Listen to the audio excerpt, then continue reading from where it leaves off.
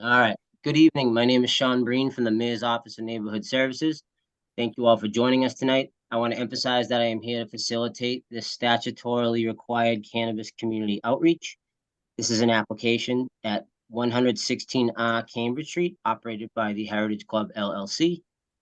This meeting is scheduled until 7:30 p.m. Any comments that sorry, I didn't write the script. Any comments that we did not have time for can be emailed to me afterwards in the cannabis board. I'm gonna put my email in the chat, so you guys will have that. Before we start, I just want to say, just want to go over some basic ground rules for tonight's meeting. I want to make it clear that no decisions are being made tonight, and at no time will it be acceptable to be disrespectful to anyone during the meeting. Everyone is entitled to their opinion. There is no right or wrong opinion. We are here tonight to try and collect as many comments, questions, and concerns for this proposal. Um, I ask that all questions be directed towards the applicant and myself only. The applicant will answer all questions related to their proposal to the best of their ability, and I will answer questions regarding the city's process. If I am unable or the applicant is unable to answer a question tonight, we will follow up with you after the meeting to get you that information. This is an open comment period, meaning that if you do not get called on tonight, or if you think of questions that have not been answered, all you need to do is reach out to one of us and we will work to get you that information. Again, my contact information was on the flyer that you received to attend. Again, I'll put it in the chat too. There's going to be no questions during the presentation. After the presentation, first off, the applicant will go through the presentation in a timely manner, and then the remainder of the time will be dedicated to Q&A. Each person will have a maximum of 2 minutes to speak. I'll be sure to keep an eye on the clock when that's happening. Once the 2 minutes have passed, I will then move on to the next question. Thank you again for taking the time to participate in tonight's meeting. And with that, I am going to hand it over to the applicant for their presentation. So ready to go when you are. Awesome. Thank you so much. Thank you guys for coming out tonight. So obviously I'm Nikki from the Heritage Club. If you were here during our retail licensing process, you might remember me, but if not, it's nice to meet you, or if you're new to the community. Let me go to the next slide. So if you're not familiar, Heritage Club, which is located right behind Tavern at the End of the World. We were the first and only Black woman-owned dispensary in Boston. And we've been open for 1 year as of October 8th, which is really exciting. And so far, it's been great getting to know some of the community members who have been in, going to some of the neighborhood events, and just getting to know people on the street. So we are excited to add delivery and hopefully extend our hours on the weekends. When we first had gone through this process, the ZBA asked that we return and have them review those hours again. So that's part of why we're adding that in. So I'm Nikki. I'm from Boston. I live in Dorchester. I've been in the cannabis industry for about 3 years. And like I said, we've been open for a year, but I know the ins and outs of the CCC, that's the Cannabis Control Commission, the regulatory body. And I also helped found MCAD, Mass Cannabis Association for Delivery, to help create equitable regulations around delivery in the state of Massachusetts. So it's exciting to finally be applying for this license. As far as timeline goes, we already have a pre-approval for delivery at the state level, but we need to get approved at the city level, which is what we're going to discuss today. So this is the dispensary. If you haven't been by, this is the shop. And then out of this same building, we would operate the delivery business. We have a parking space in back that we use for delivery throughout the mornings when we have delivery come for the store, but this is the same parking space that we would set aside for our delivery drivers to come and pick up product before they take them to residential homes. We have a good enough space so that way we're not running out of space to store things and we can have a variety on our menu. We're trying to propose to change the hours on Saturday to 11 p.m. and Sunday to 9 p.m. in comparison to the liquor store, the Blue Bottle Label liquor store right next to us, and Tavern at the End of the World. Those are both open a little bit later than us.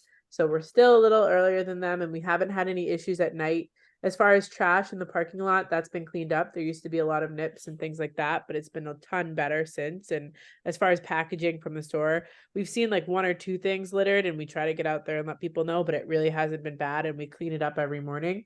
Our landlord is going to redo this parking lot that you see here, so it looks a little banged up, but we're getting a permit to have that repaired, including some of the water that's been welling. Currently we close at 9 p.m. on Saturday and 6 p.m. on Sundays. And the BCB has approved us to be open till 9 on Saturday and Sunday. So we have to go back to their board as well to get that extension to 11 on Saturdays. And we have to go to the ZBA to get it approved again. So there's a couple more steps before this can happen. Zoning wise, we're zoned for commercial. That little white dot is where the building is.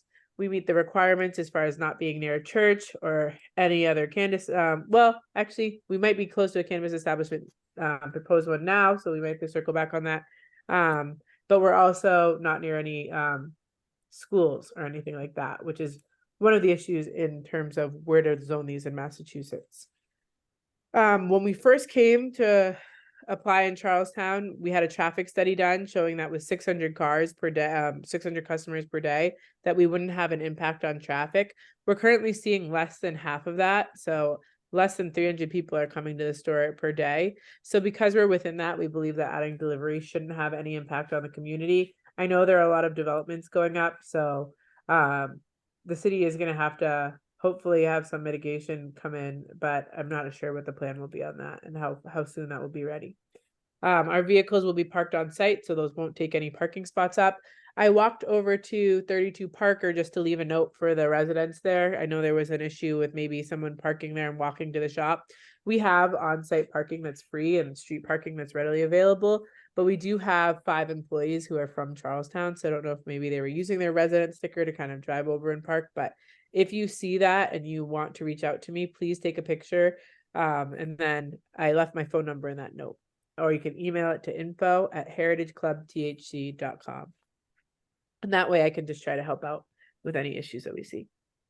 Security wise, so the CCC has a bunch of compliance rules for delivery businesses. That means that vehicles have to be unmarked. They have to have randomized delivery schedules. So you can't tell someone exactly when you're going to be somewhere or pre-schedule it ahead of time.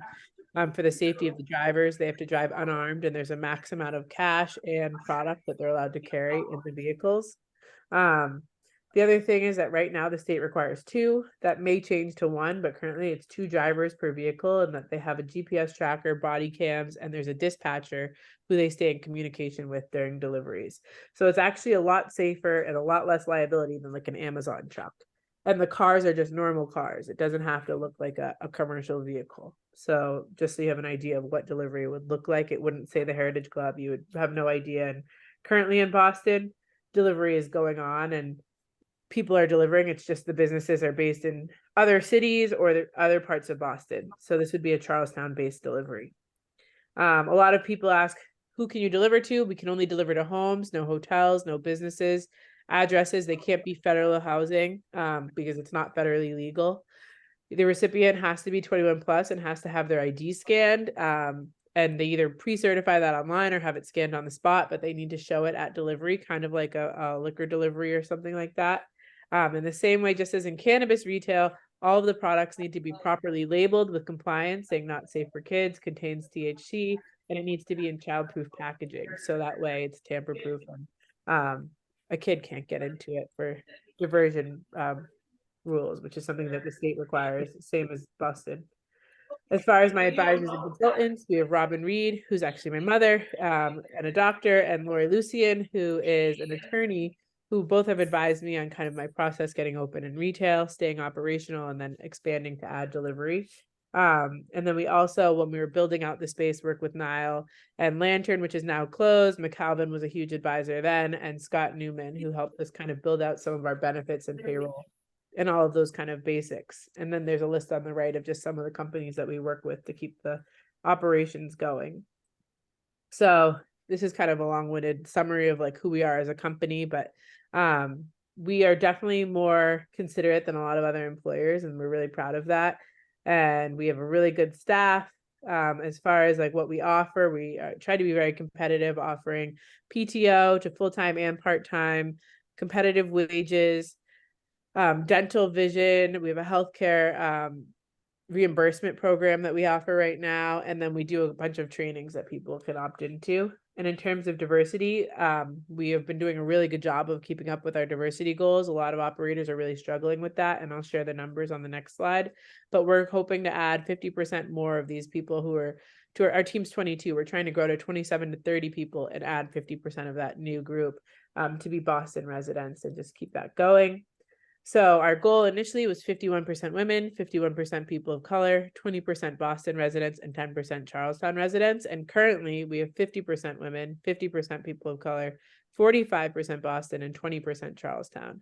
So we feel really good about being able to hit these goals and keep this going. And we plan to keep working towards it. And if you want to reach out, if you want to copy this information down, you can reach us here at any time. And we also have a phone number on the website if you ever need to give us a call. Like if you see something going on, that goes right to the sales floor. So you can give a call that way.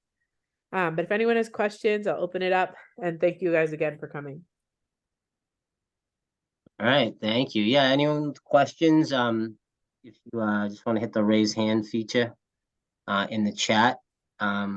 Let me put my email in there too while I wait for anyone to raise hands. But we can get started with that, yeah.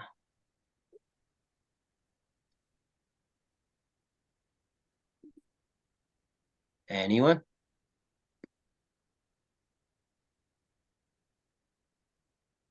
Is anyone trying to hit the raise hand feature and can't and just wants to talk?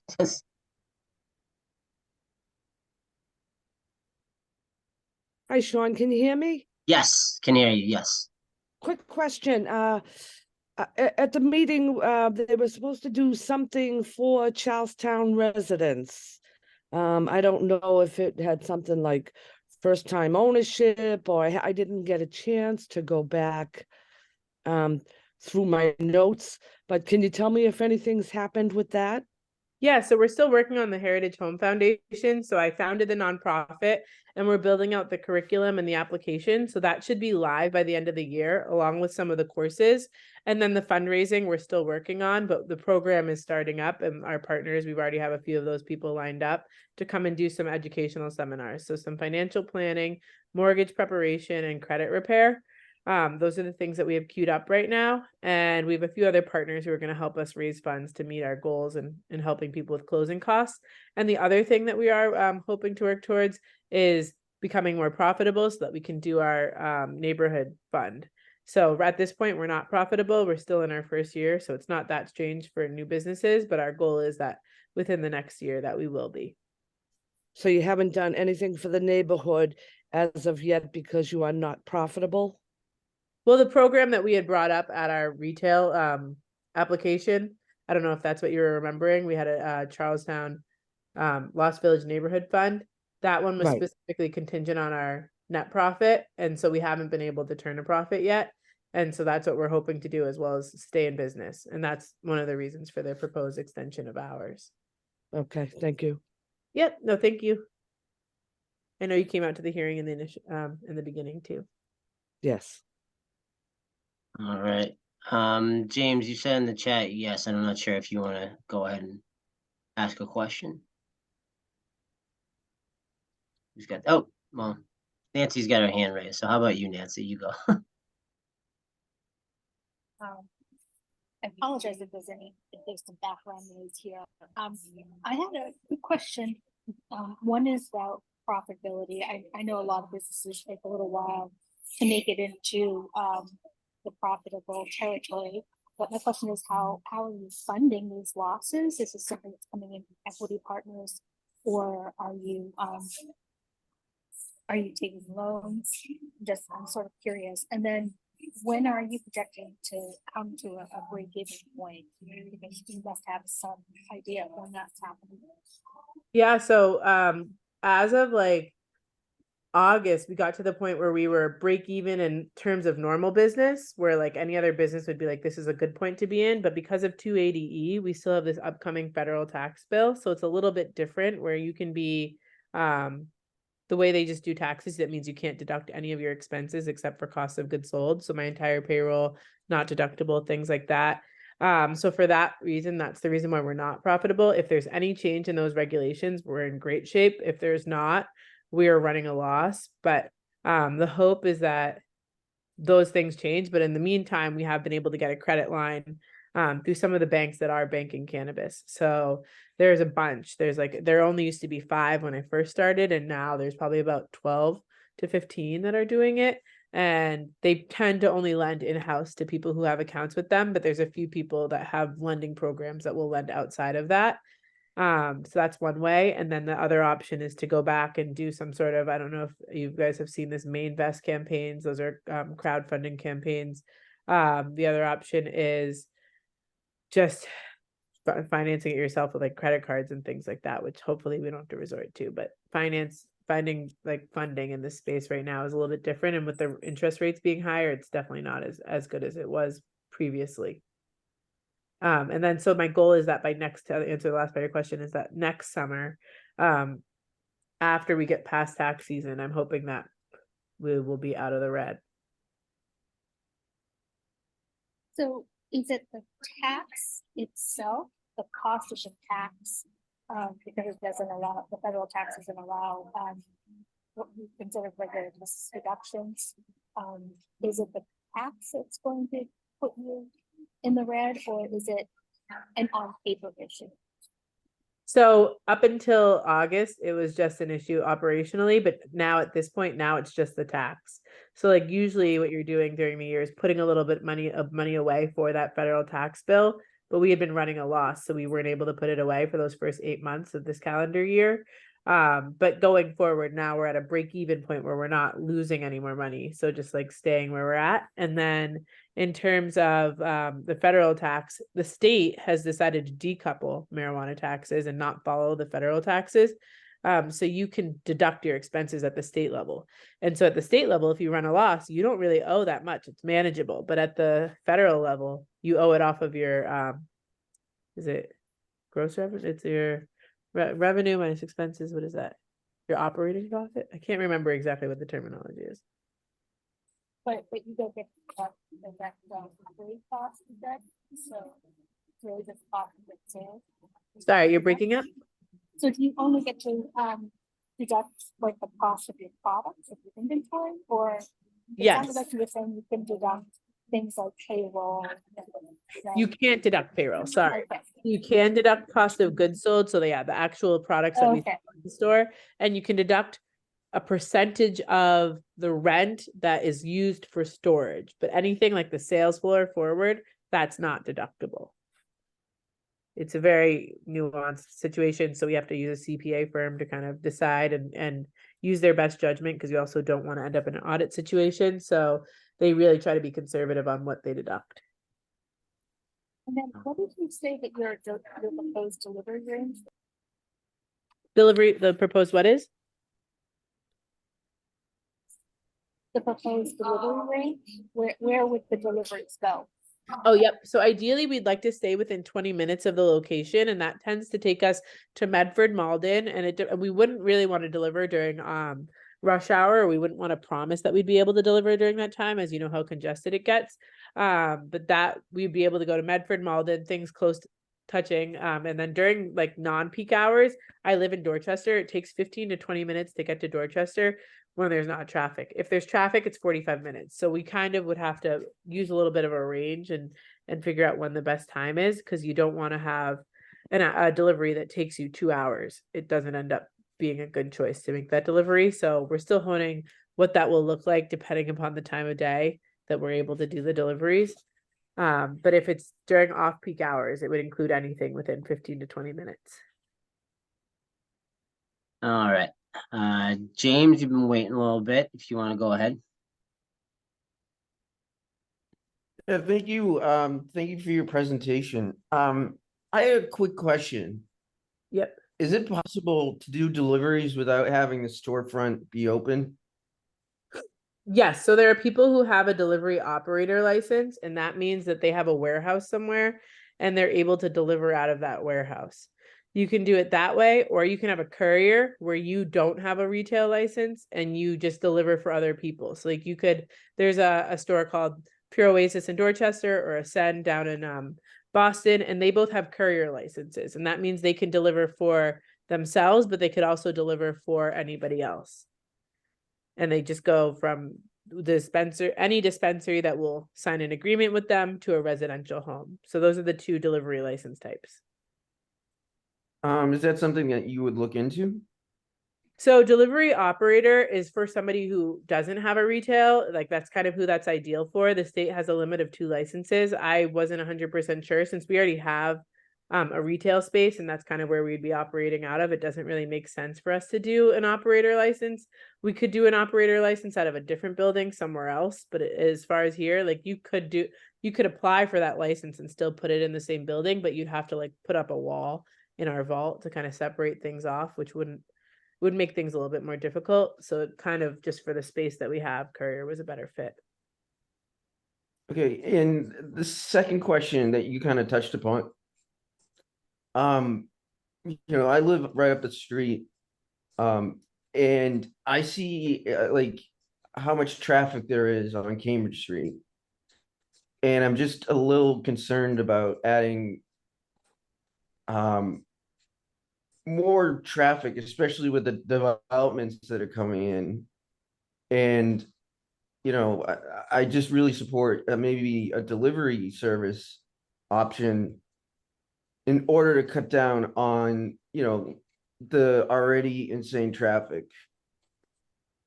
Definitely. And we hope for like our regulars who already know what they want and don't need to come in, that they will utilize this service. And our goal, the other reason why it's like nice that we do have the retail is that we don't have to charge as high of a fee. Some people charge $35 for the delivery, but because these are customers, a lot of it's a little bit of customer retention. Instead of having them use someone else's delivery service, they know what we have, they know what we have on our menu, and if they have something they regularly like, we can go that way. So yeah, we're looking into that, and I totally hear you on the traffic and what's going on with all of the developments behind us. It's going to be literally right behind us, so we don't know exactly what that's going to look like, but with the development that they put, again, I think it's on Roland Street on the far corner. It wasn't too, I don't know how it was for the residents, but like as far as for us, I don't remember it like shutting the road down for too long, except for the gas leak. God, I just lost train. Never mind. Sorry, I lost my train of thought. That's all right. If you think of it, I pulled up the refusal letter just in case anyone was wanting to take a look at that. Go. Here's the other one right here.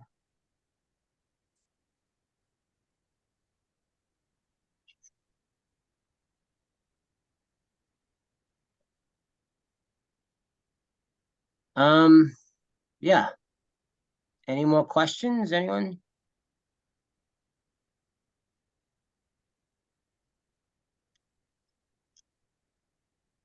All right, last chance. Anyone? Now's the time. All right. With that, I'm gonna end the meeting. Thank you all for coming. Again, my chat's in the sorry, my email is in the chat. So feel free to send me any questions. Nikki too, obviously. I can forward them along to her if I don't have any answers for you. But that yeah, sorry, my son distracted me, but yeah, with that, we can call it a night. Thank you all for coming. And again, reach out with any questions or concerns following the meeting. Okay? Thank you guys again. Have a good one, everybody. Thanks. Bye.